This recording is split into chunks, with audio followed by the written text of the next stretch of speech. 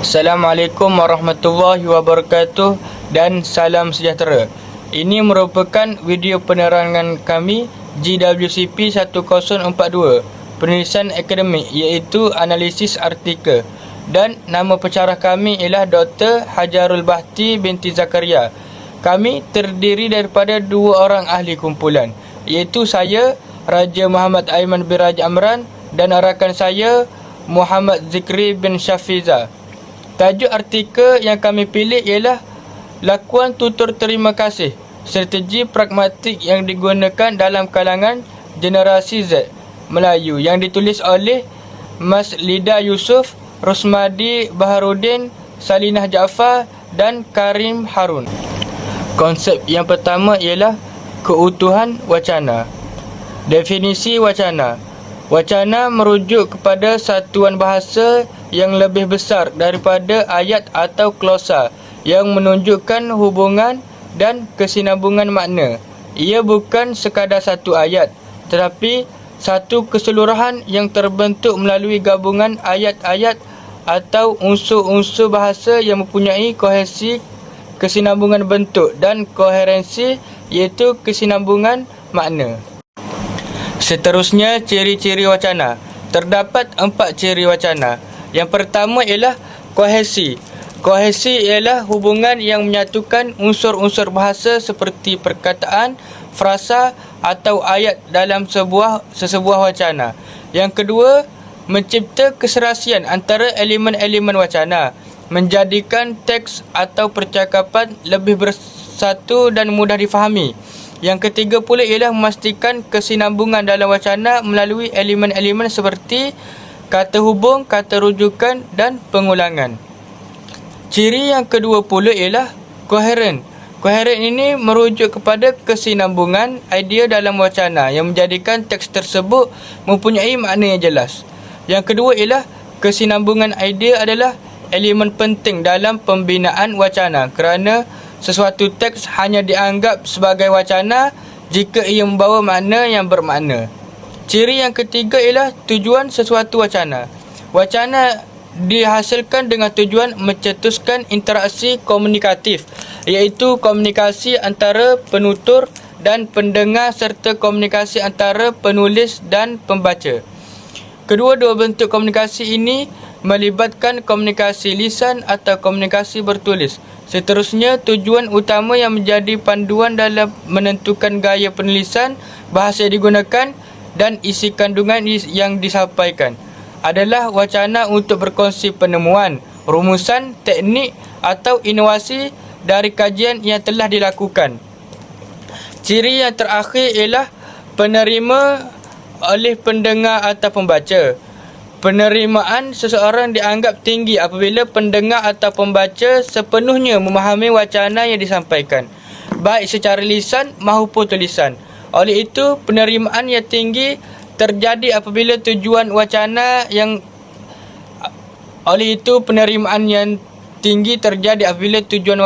selaras dengan pemahaman penerima. Seterusnya, konsep keutuhan wacana. Terdapat 4 konsep keutuhan wacana.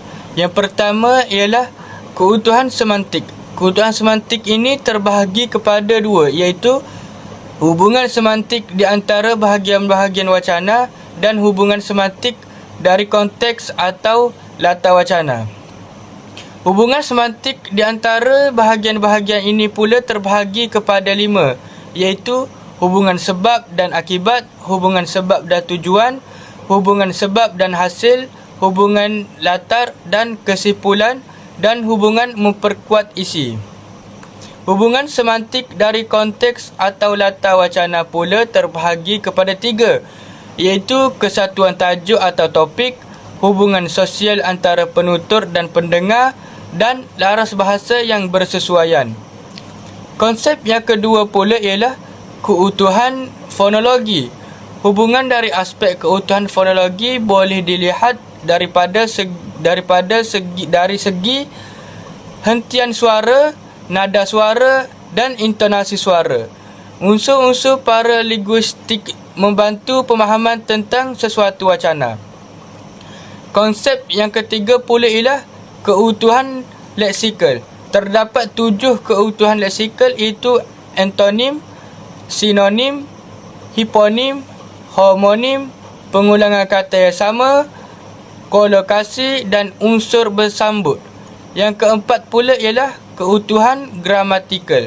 Gramatikal ada 3, iaitu kata hubung, kata rujukan, peleburan dan penggantian. Seterusnya, analisis keutuhan wacana dalam artikel. Yang pertama ialah keutuhan semantik, hubungan sebab dan akibat. Contoh ayatnya ialah generasi Z dikatakan menunjukkan kemahiran komunikasi lisan yang sangat sedikit. Mereka agak lemah dari sudut ekspresi, komunikasi lisan, keyakinan dan kemahiran interpersonal. Di sini terdapat hubungan sebab dan akibat, di mana kelemahan dalam kemahiran komunikasi merupakan sebab. Akibatnya pula ialah menyebabkan kesukaran dalam mengekspresikan diri dan berinteraksi dengan orang lain. Contoh seterusnya ialah generasi Z ialah generasi teknologi. Mereka dikatakan menunjukkan kemahiran komunikasi lisan yang sangat sedikit. Terdapat sebuah sebab akibat di sini. Sebab generasi yang dibesarkan dengan teknologi merupakan sebab, manakala akibatnya pula ialah mereka mengalami kesukaran dalam komunikasi lisan yang membawa kepada kelemahan dalam kemahiran interpersonal. Contoh yang ketiga ialah dalam kajian ini didapati responden masih mengamalkan budaya berterima kasih. Hubungan sebab akibat di sini menunjukkan bahawa pengamalan budaya berterima kasih merupakan akibat. Sebabnya pula adalah hasil dari pendidikan dan nilai-nilai yang diterima sejak kecil. Yang kedua pula ialah keutuhan semantik, hubungan sebab dan tujuan. Contoh ayatnya ialah makalah ini bertujuan untuk memahami corak pemikiran generasi Z semasa mempersembahkan lakuan tutur dalam komunikasi.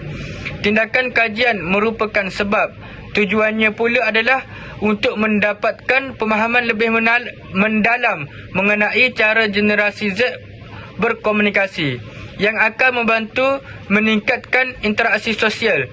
Contoh ayat kedua pula ialah kehidupan generasi Z yang dikatakan begitu obses dengan dunia maya dan media sosial menyebabkan mereka kurang berhubung secara langsung. Ini menunjukkan bahawa obsesi dengan media sosial merupakan sebab. Tujuannya pula ialah membawa kepada pengurangan interaksi tatap muka yang berkesan dalam menyatakan rasa terima kasih. Yang ketiga pula ialah keutuhan semantik, hubungan sebab dan hasil. Contoh ayatnya, dalam kajian ini didapati responden masih mengamalkan budaya berterima kasih dalam situasi menerima hadiah. Hubungan ini menunjukkan bahawa amalan budaya berterima kasih merupakan sebab dan berhubungan langsung dengan situasi di mana mereka menerima hadiah adalah hasil. Contoh ayat seterusnya ialah hasil kajian ini menunjukkan bahawa tidak seperti masyarakat Asia yang dikaji. Responden generasi Z Melayu cenderung untuk menyatakan rasa terima kasih secara eksplisit. Di sini, hasil kajian menunjukkan perbezaan dalam cara mengungkapkan terima kasih merupakan hasil. Sebabnya ialah dasar latar belakang budaya yang berbeza.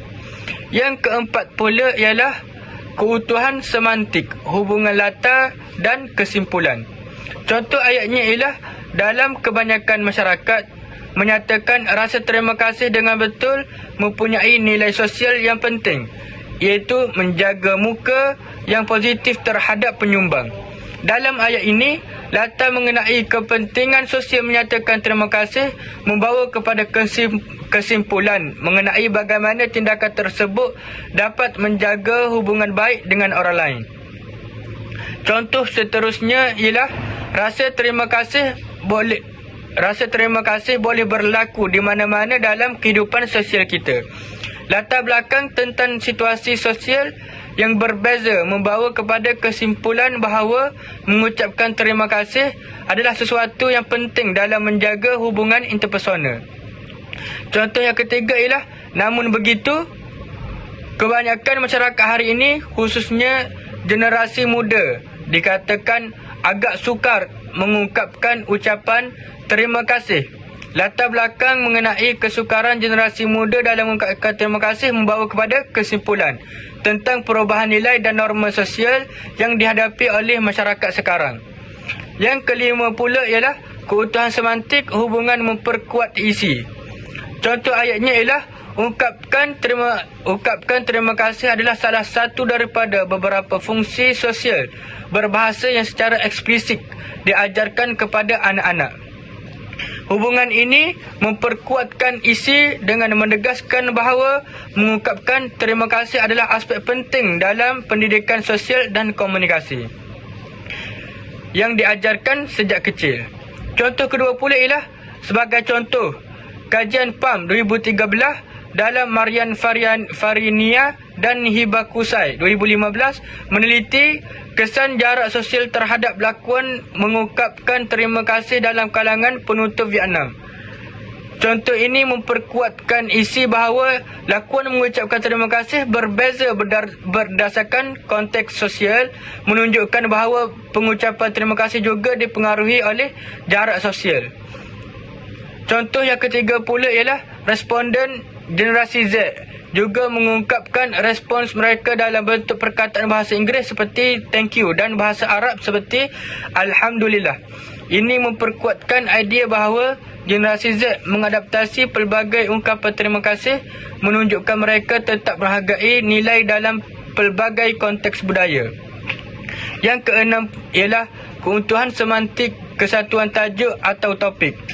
Contoh ayatnya ialah lakuan tutur terima kasih adalah tentang cara kita mengungkapkan perasaan berterima kasih dalam berkomunikasi. Ayat ini menunjukkan kesatuan topik di mana semua perbincangan yang berikutnya akan berpusat kepada cara dan strategi untuk mengungkapkan terima kasih. Contoh seterusnya ialah kajian ini menggunakan pendekatan kuantitatif, deskriptif berbentuk soal selidik tugas penyempurnaan wacana. Ayat ini memastikan kesatuan topik dengan menjelaskan metodologi kajian yang relevan dengan keseluruhan isi tentang pengukuran lakuan terima kasih. Seterusnya pula ialah keutuhan fonologi.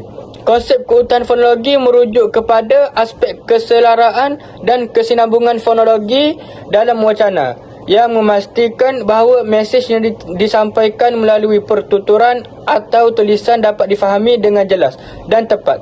Ia merangkumi aspek intonasi, hentian suara, nada suara, penggunaan tanda baca dalam wacana tulisan, ritma dan tempo. Keutuhan fonologi hubungan intonasi dalam ungkapan terima kasih secara langsung. Contoh ayat, terima kasih banyak-banyak ibu. Telefon ini memang saya mahukan. Dalam ungkapan ini, intonasi meningkat pada banyak-banyak untuk menunjukkan perasaan gembira dan terima kasih yang mendalam. Hentian suara selepas ibu memisahkan ungkapan terima kasih daripada penjelasan tambahan tentang perasaan penghargaan terhadap hadiah yang diterima.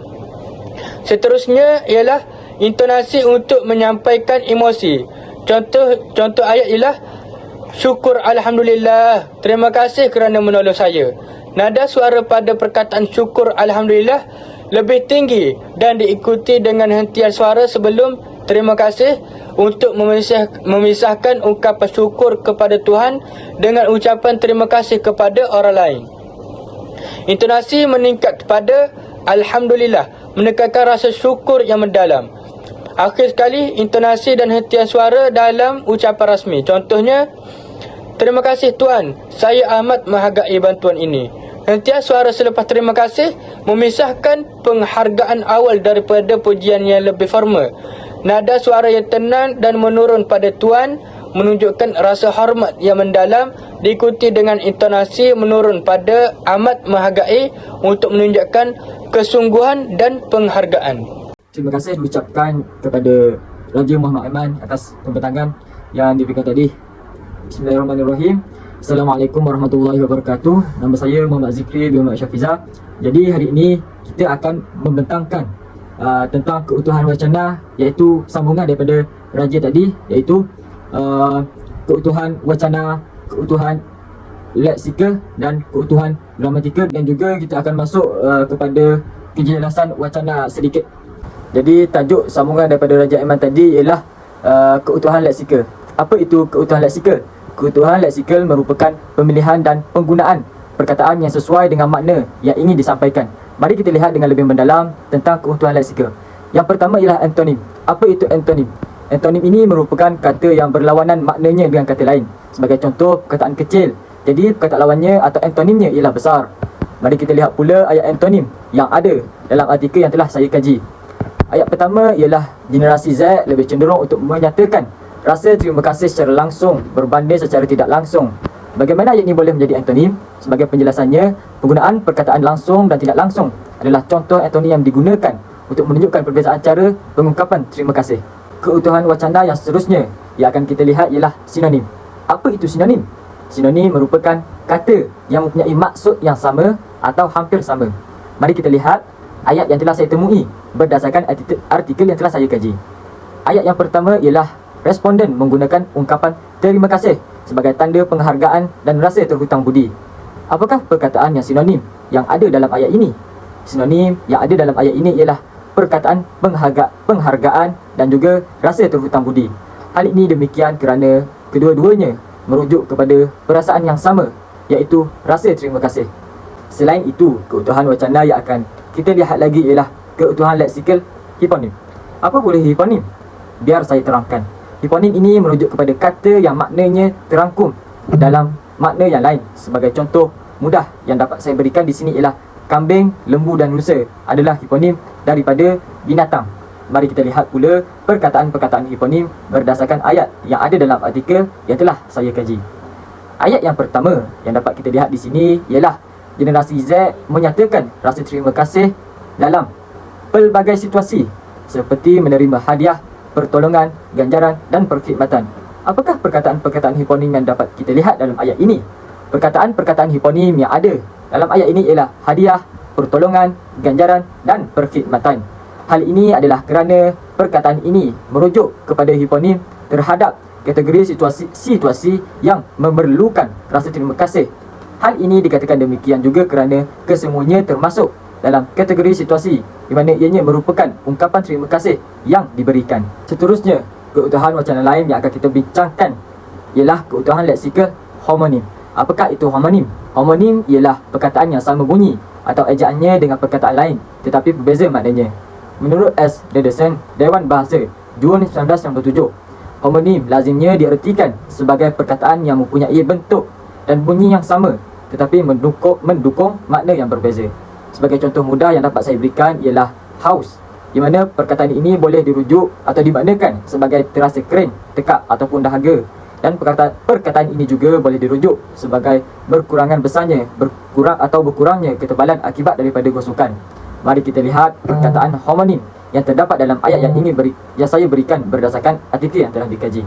Ayat pertama ialah ungkapan terima kasih digunakan sebagai satu bentuk kesopanan. Namun, kesopanan dalam ucapan berbeza dengan kesopanan dalam tindakan. Homonim yang dapat dirujuk di sini ialah perkataan kesopanan yang merujuk kepada dua konteks yang berbeza, iaitu kesopanan dalam ucapan dan juga kesopanan dalam tindakan, walaupun kedua-duanya menggunakan kata yang sama.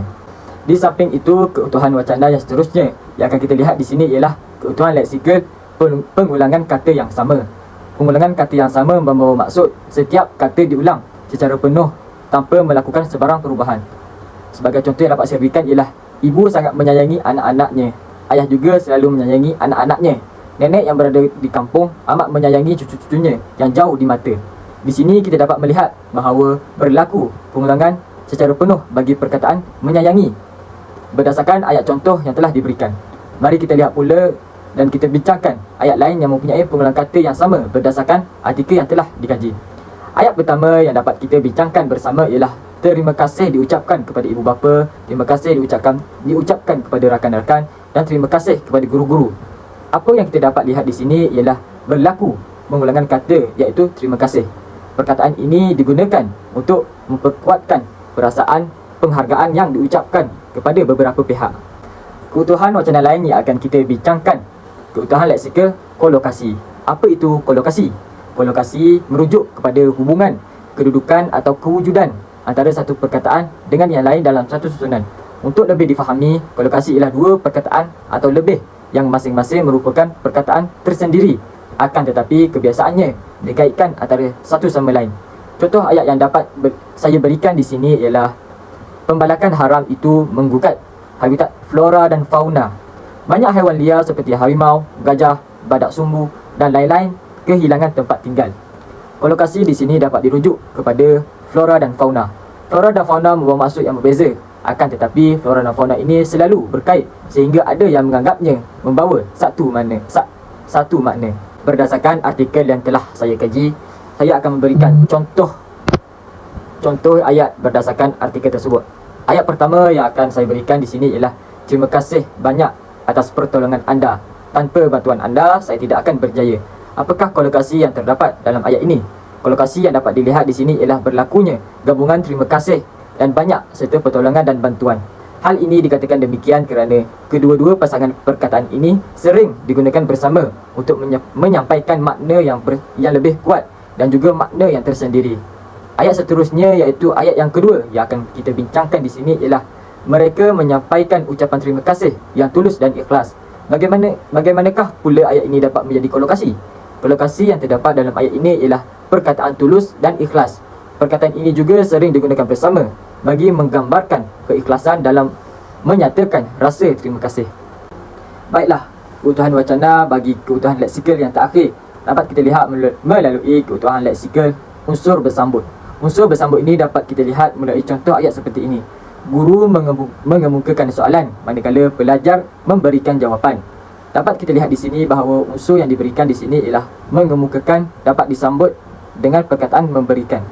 Mari kita lihat pula ayat-ayat yang berkaitan unsur penyambut ini yang terdapat dalam artikel yang telah dikaji. Ayat yang pertama dapat dilihat ialah pihak majikan mengucapkan terima kasih atas sumbangan pekerja, manakala pekerja menyatakan perasaan terima kasih atas penghargaan yang diberikan. Bagaimanakah unsur penyambut dapat dilihat dalam ayat ini? Baiklah, sebagai penjelasannya, unsur bersambut yang digunakan di sini untuk menunjukkan hubungan dua hala di mana majikan mengucapkan sekalung penghargaan dengan ucapan terima kasih dan pekerja membalas ucapan tersebut dengan ucapan yang sama, iaitu terima kasih juga dan menghargai ucapan diberikan oleh majikan mereka.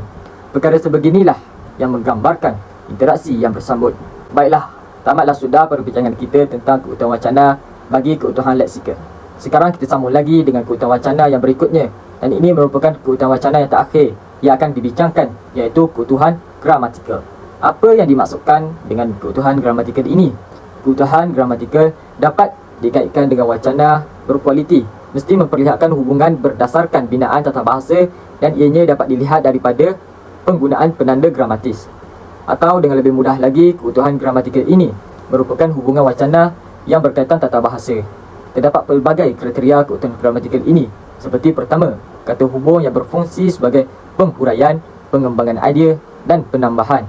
Yang kedua ialah kata rujukan, iaitu kata ganti nama, serta yang ketiga yang terakhir ialah peluburan dan penggantian.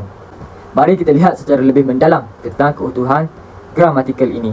Mula-mula kita akan melihat tentang keutuhan gramatikal kata hubung. Apa itu kata hubung? Kata hubung ini merupakan perkataan yang digunakan untuk menghubungkan di antara ayat dengan ayat ataupun perenggan dengan perenggan yang lain sehingga dapat menjadi ayat majmuk. Seterusnya kita akan melihat fungsi-fungsi kata hubung ini. Fungsi kata hubung yang pertama ialah berfungsi sebagai penghuraian. Perkataan-perkataan yang sering digunakan dalam fungsi ini ialah seterusnya, selain itu, sebaliknya dan lain-lain lagi.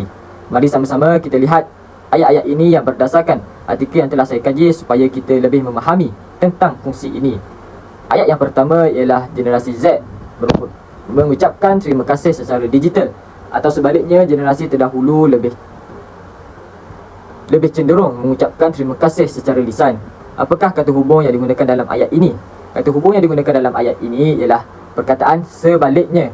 Kata hubung yang digunakan di sini berfungsi untuk menunjukkan penghuraian yang kontras antara dua cara pengungkapan, iaitu terima kasih antara generasi yang berbeza. Selain itu, kita akan membincangkan pula tentang keutuhan gramatikal kata hubung yang berfungsi sebagai pengembangan idea.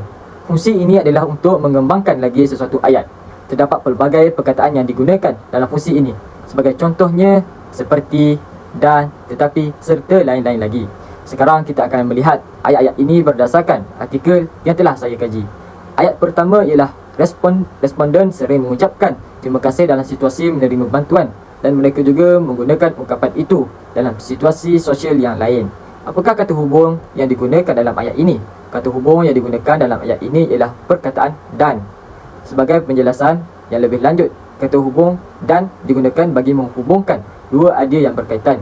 Hal ini supaya ayat tersebut dapat dikembangkan lagi dan juga mengembangkan idea bahawa ungkapan terima kasih dapat digunakan dalam pelbagai situasi. Baiklah, seterusnya kita akan melihat tentang keutuhan gramatikal dalam kata hubung yang berfungsi sebagai penambahan.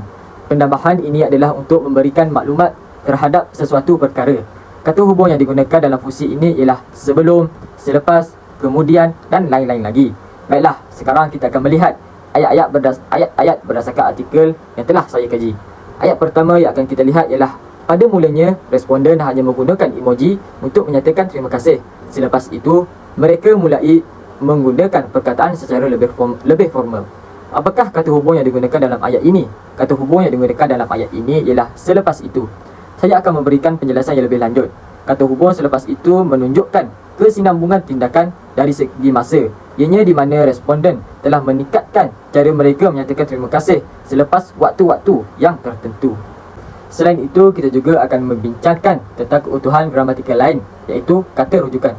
Apa itu kata rujukan? Kata rujukan merupakan kata yang boleh menggantikan sesuatu, sama ada benda atau manusia. Jadi, kata rujukan ini mempunyai berkait dengan kata ganti nama. Apa pula itu kata ganti nama? Kata ganti nama merupakan perkataan yang digunakan untuk menggantikan nama seseorang.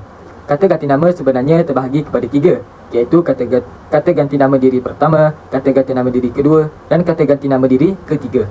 Namun, saya akan merangkumkan ketiga-tiga kata ganti nama ini. Baiklah, mari kita bincang melalui ayat-ayat berdasarkan artikel yang telah saya kaji. Ayat pertama yang akan kita bincangkan ialah Ali berterima kasih kepada gurunya dan dia juga menghargai nasihat yang diberikan. Apakah kata ganti nama diri yang terdapat dalam ayat ini? Sudah jelas, dapat kita lihat bahawa perkataan dia merupakan kata ganti nama dalam ayat tersebut. Penjelasan yang dapat diberikan di sini ialah kata rujukan atau kata ganti nama dia digunakan untuk menggantikan nama Ali. Hal ini untuk mengelakkan pengulangan subjek dalam ayat yang sama dan dapat mengekalkan kesinambungan idea. Poin yang terakhir yang akan kita lihat dalam keutuhan gramatikal ialah peleburan dan penggantian. Keutuhan gramatikal ini diwujudkan bagi mengelakkan berlakunya pengulangan terhadap sesuatu maklumat daripada penyataan yang diberikan. Contoh mudah yang dapat saya berikan di sini ialah Ali menendang bola dengan laju, manakala Hasan menendang dengan perlahan. Baiklah, mari kita lihat dengan lebih mendalam tentang peleburan dan penggantian ini melalui ayat-ayat berdasarkan artikel yang telah saya kaji. Ayat pertama yang akan kita bincangkan ialah Ahmad berterima kasih kepada guru-gurunya kerana membantu, manakala Maryam berterima kasih kerana sokongan mereka. Apakah yang tertera dalam ayat ini? Peleburan telah berlaku dalam ayat ini, di mana maklumat tentang tindakan mengucapkan terima kasih tidak diulang dalam klausa kedua. Namun begitu, pemahaman melalui klausa kedua disampaikan melalui penggantian subjek. Baiklah, selesai sudah tentang keutuhan gramatikal. Sekarang kita akan lihat pula tentang kejelasan wacana. Pertama sekali kita akan melihat tentang konsep kejelasan. Konsep kejelasan wacana yang pertama ialah jelas, berarti mudah difahami, mudah dibaca, tidak memberi ruang untuk disalah tafsirkan, tidak bersifat samar-samar dan tidak kabur. Yang kedua pula ialah menggunakan kata-kata yang pendek, ringkas, tajam daripada kata-kata yang berbelit dan panjang.